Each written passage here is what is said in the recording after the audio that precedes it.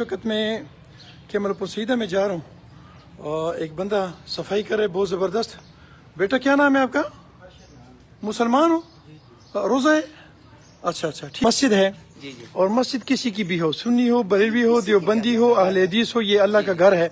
बल्कि मैं तो कभी कभी बहुत ज़्यादा जज्बात में आके मैं कहता हूँ कि चर्चेज जो हैं इसमें भी अल्लाह ही का नाम लिया जाता है और हमें इनका रिस्पेक्ट करना चाहिए।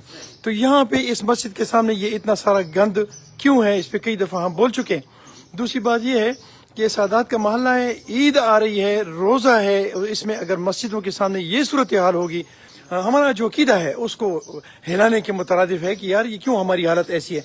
दूसरी बात ये है कि कैंटोनमेंट बोर्ड इन तमाम लोगों से इन बहुत सारे टैक्सेस लेते हैं, हत्ता कि बच्चों की पैदाइश पे और बंदे की मौत पे भी, मौत सर्टिफिकेट इशू करने पे भी ये टैक्सेस लेते हैं।